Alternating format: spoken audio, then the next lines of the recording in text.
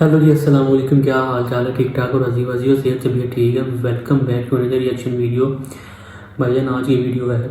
Was the Hindu gods or actually prophet sent to India. مجھے نہیں لگتا بالکل بھی. خیر بار ویڈیو اسٹارٹ کرتے ہیں. السلام علیکم دوستو، وعلیکم میرا نام السلام. ہے اسیب شفقت اور آپ دیکھ رہے ہیں ہنسی ٹی وی.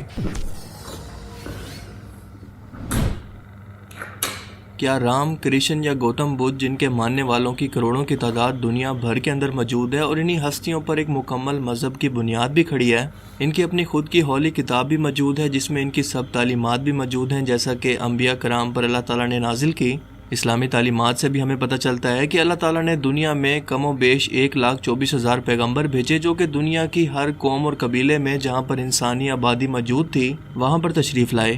تو کیا ہم یہ کہہ سکتے ہیں کہ ہندوستان کی سرزمین پر بھی رام، کرشن یا گوتم بدھ کو نبی بنا کر بھیجا گیا؟ انہیں ویسی ہی تعلیمات دی گئی جو کہ ہر ایک نبی کو دی گئی، مگر وقت گزرنے کے ساتھ ساتھ ان کے فالورز نے اسے بدل کر شرک کے اندر بدل دیا. سننے میں یہ بات تو کافی لاجیکل لگتی ہے اور یہی وجہ ہے کہ آج کئی مسلمان عالم دین اپنے اندازوں کی بنیاد پر کتابوں میں یہ لکھ چکے ہیں کہ ممکن ہے کہ یہ اللہ کے نبی ہی تھے، مگر کامن سینس یہ کہتی ہے کہ پہلے زمانے کے اندر جب نہ تو کوئی کمیونیکیشن کے ذرائع موجود تھے اور نہ ہی ریسرچ کے کوئی ذریعے موجود تھے، ممکن ہے لوگ ایسی باتوں کو سن کر یقین کر لیتے ہوں، مگر آج کے ترقی یافتہ دور میں ایسا بالکل ممکن نہیں، کیونکہ جو سچا ہے وہ میدان میں آئے، اپنی بات کو تجربات کے ساتھ اور ثبوت کے ساتھ ثابت کرے، تبھی لوگ اس چیز کو یا اس دعوے کو ماننے کے لیے تیار ہوں گے.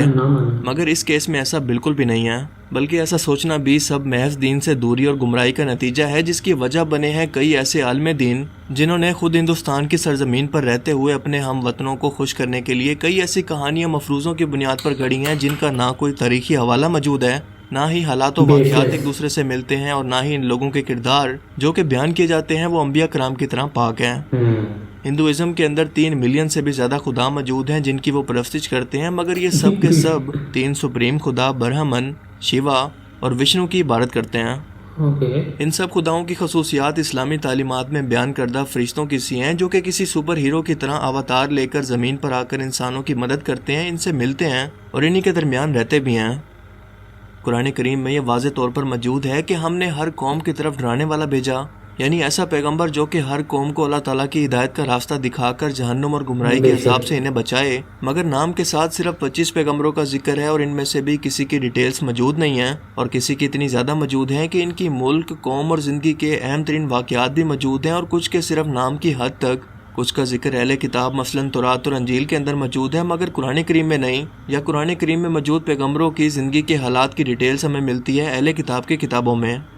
ان سب کو ملا کر ہم تقریباً 100 پیغمبروں کو بھی جمع نہیں کر سکتے، مگر یہاں پر ہم تقریباً 1,24,000 کا ذکر کر رہے ہیں جو کہ بہت بڑا نمبر ہے. صحیح بات ہے. نبی کریم صلی اللہ علیہ وآلہ وسلم کی ایک حدیث مبارکہ ہے کہ قیامت کے روز کچھ ایسے نبی بھی ہوں گے جن کے ساتھ ان کی قوم کا کوئی ایک بھی شخص نہیں ہوگا، کیونکہ ان پیغمبروں کے ڈر سنانے کے باوجود بھی کوئی ایک بھی شخص ان پر ایمان نہیں لایا ہوگا، اور اگر کوئی ایمان لایا بھی ہوگا تو وقت کے ساتھ اس نے پھر سے شرک اور کفر کرنا شروع کر دیا ہوگا، اسی لیے یہ پیغمبر اکیلے جنت کی طرف جا رہے ہوں گے.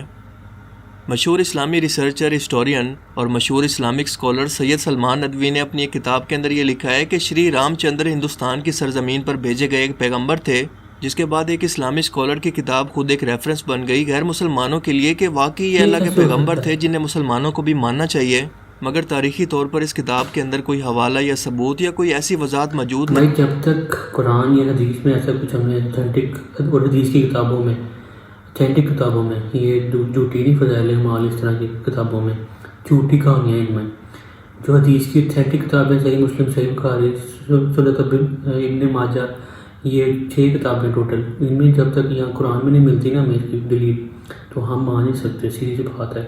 ایسے تو آپ ایک قسم کا شرک ہی کر رہے ہیں نا، آپ ان کو مان رہے ہو، جب ہے ہی نہیں وہ تو شرک ہو گیا. نہیں ہے جو کہ اس دعوے کو ثابت کر سکے، اور اس کتاب کے بارے میں ان کا خود کا یہ کہنا ہے کہ یہ ان کا اندازہ ہے کہ ایسا ممکن ہو سکتا ہے، حالانکہ جب تک ہمارے پاس حتمی طور پر کوئی ثبوت موجود نہ ہو، ایسا کہنا علمی طور پر خیانت اور گمراہی ہے. ایک اور مشہور اسلامک اسکالر مفتی کفایت اللہ اپنی ایک کتاب کفایت المفتی کی جلد نمبر 1 صفحہ 58 پر یہ لکھتے ہیں کہ تمام اکابرین علماء نے شری کرشن، شری رام اور دوسرے مذہبی پیشوا سے متعلق یہ لکھا ہے کہ ممکن ہے کہ یہ اللہ کے نبی ہوں جن کا ذکر قرآن میں نہیں ہے. مگر بعد میں ان کے خود کے ہی فرقہ کے لوگوں نے اس کے متعلق کتابیں لکھ کر انہیں غلط ثابت کیا کہ یہ ان کے محض اندازے یا ان کی اپنی سوچ ہے جس کا حقیقت سے کوئی تعلق نہیں۔ خواجہ غلام فرید نے بھی اپنی کتاب مقاصد المجالس کے اندر یہ یقین سے لکھا کہ شری رام اور شری کرشن دراصل نبی تھے، مگر بعد میں پتہ چلا کہ یہ ایک جھوٹی کتاب ہے جسے خود سے قادیانیوں نے لکھ کر خواجہ غلام فرید سے منسوب کر دیا، جس میں کوئی حقیقت نہیں۔ اس کے علاوہ کئی تاریخ دانوں نے کئی جگہ پر اس طرح کے حوالے پڑھ کر اپنی کتابوں کے اندر بالکل ویسا ہی لکھ دیا جس کے اندر کوئی حقیقت نہیں ہے۔ کسی شخص کو نیک اور ولی اللہ ماننے کے اندر ہمیں کوئی حرج نہیں، لیکن ایک نیک انسان اور ایک پیغمبر کے رتبے کے اندر بہت زیادہ فرق ہوتا ہے، اور وہ ایک قوم کی ذمہ داری اور اللہ کا حکم لے کر زمین پر آتے ہیں۔ ان کے کردار اور سیرت باقی قوم کے لیے بالکل مثال ہوتی ہیں۔ وہ کبھی شرک نہیں کر سکتے، وہ ہمیشہ ایک خدا کی دعوت دیتے ہیں۔ صحیح بات ہے۔ کرشن ایک نبی تھا جس کا رنگ کالا تھا اور اسے ہندوستان کی سرزمین پر انسانوں کی ہدایت کے لیے بھیجا گیا۔ یہ ایک حدیث کے اندر موجود ہے۔ جی ہاں، آپ نے صحیح سنا، لیکن یہ حدیث دنیا کی صرف ایک ہی کتاب کے اندر موجود ہے جس کا نام ہے چشمہ معرفت، یعنی قادیانیوں کی جھوٹی کتاب۔ یہ روحانی خزائن کی جلد نمبر 30 کے اندر لکھا ہوا ہے، یعنی سراسر اللہ کے رسول صلی اللہ علیہ وآلہ وسلم پر جھوٹ یا جھوٹی حدیث منسوب کی گئی ہے جو کہ مرزا قادیانی نے لکھی ہے، جس کا نہ کوئی تاریخی حوالہ موجود ہے اور نہ ہی کوئی اسلامی، بلکہ ان کا مقصد ان لوگوں کو خوش کرنا تھا جنہوں نے اپنی سرزمین پر اس فتنے کو پھیلنے کی جگہ فراہم کی، یعنی انگریزوں نے مسلمانوں کو توڑنے کے لیے ہندوستان کی سرزمین پر۔ اس کے علاوہ مرزا قادیانی نے اسی جگہ پر ایک کتاب کے اندر یہ لکھا ہے کہ خدا نے عربی زبان کے علاوہ بھی پیغمبروں سے فارسی زبان کے اندر کلام کیا جو کہ کسی قرآن اور حدیث میں موجود ہی نہیں ہے۔ یہ سراسر جھوٹ اور کفر ہے جو کہ خدا اور ان کے پیغمبروں کی طرف منسوب ہے، اور قادیانیت تو ہے ہی جھوٹ اور کفر پر بنا ہوا فرقہ جسے قادیانیوں کو کیوں مانتے؟ وہ تو ہے ہی شرک اور کفر۔ بالکل صحیح بات کی ہے، وہ تو بھائی ان کو تو پتہ نہیں کیسا کیسا عذاب ہونا، ہم پہ اللہ معاف کرے۔ جہاد کو ختم کر کے مذہب کی جڑوں کو کاٹ کر اسے کھوکھلا کرنے کے لیے ایک ہتھیار کے طور پر انگریزوں نے لانچ کیا، اور وہ بنیاد یہ ہے کہ اللہ کے سوا کوئی شریک نہیں اور محمد اللہ کے بندے اور اس کے آخری رسول ہیں۔ مگر ایسی چیزوں کو سن کر نہ تو کوئی سوال کرتا ہے، نہ ہی کوئی عام شخص دلیل مانگتا ہے، جس کی وجہ سے گمراہی پھیلتی ہے اور ایسے سوال پیدا ہوتے ہیں جس کا جواب ان کا دماغ خود سے سوچنے لگتا ہے، جو کہ ضروری نہیں کہ خود سے صحیح ہوں اور تسلی بخش ہوں۔ ہندوستان میں بھی اللہ کے نبی بھیجے گئے ہیں، مگر کب، کس قوم پر اور کس وقت، اس کی ہمیں کوئی ڈیٹیل نہیں ملتی، اور نہ ہی ہمارے لیے یہ جاننا ضروری ہے۔ وہ ایک زمانہ تھا، مگر اب وہ قوم، لوگ، وہ وقت بھی گزر گیا، اس کی کوئی اہمیت نہیں، اور اگر ہوتی بھی تو اللہ تعالیٰ قرآن کریم کے اندر لازمی بیان کرتے، جیسا کہ پہلے کی قوموں مثلاً عاد اور سمود کے بارے میں بیان کیا۔ قوم فرعون اور قوم نمرود کی تباہی کا ذکر بھی موجود ہے، اسی لیے ثابت ہوا کہ یہ سب کچھ بالکل جھوٹ ہے۔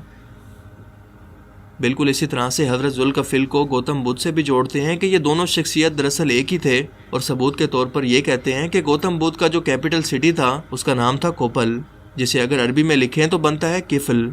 یہ بھی اللہ کے نبی تھے، خدا کو مانتے تھے، لیکن وقت گزرنے کے ساتھ ساتھ لوگوں نے ان کی تعلیمات کو بدل کر خود سے نیا مذہب بنا لیا، جیسا کہ عیسیٰ علیہ السلام کے ساتھ ان کے حواریوں نے کیا اور انہیں اللہ کا بیٹا بنا دیا۔ مگر یہ سب کے سب اندازے ہیں کہ ایسا ہو سکتا ہے، اس معاملے میں کوئی بھی ثبوت موجود نہیں ہے۔ ایسا نہیں ہے کہ وقت گزرنے کے ساتھ اگر اس بارے میں ہمیں کوئی مضبوط ثبوت مل گئے تو ہمیں اس کے بارے میں ماننے میں کوئی اعتراض ہے، مگر ایک لفظ کو لے کر اسے اندازوں سے ملا جلا کر کپل کو کفیل بنا دینا کہاں کا انصاف ہے؟ اور اگر ایسا کیا تو آج بیٹھے بیٹھے تاریخ کی کئی ہستیوں کو نبی بنایا جا سکتا ہے، کیونکہ ان کی کوئی ایک چیز مثلاً رنگ، نسل یا علاقے وغیرہ کا نام تو آپس کے اندر کہیں نہ کہیں پر آخر تو ایک دوسرے سے ملتا ہی ہوگا۔ اسی لیے ایسی چیزوں پر یقین کرنا اور اپنے پاس کے لوگوں کو خوش کرنے کے لیے ایسی من گھڑت چیزوں کو خود سے بنا لینا بہت بڑی ناانصافی ہے، جس کا آپ کو روز قیامت حساب دینا پڑے گا۔ یہ سب کے سب ایسے مفروضے ہیں جنہیں آپ خود بھی بنا سکتے ہیں، مگر ان سب کو ماننے کے لیے ٹھوس ثبوت آپ کے پاس ہونا بہت ضروری ہے، تاکہ ہر طرح کے سوالوں کے جواب آپ لاجیکلی طور پر لوگوں کو دے کر اس کے لیے قائل کر سکیں، جو کہ اس کیس میں کسی صورت ممکن نہیں ہے۔ اللہ تعالیٰ ہمیں سمجھنے کی اور نیک عمل کرنے کی توفیق عطا فرمائے، آمین۔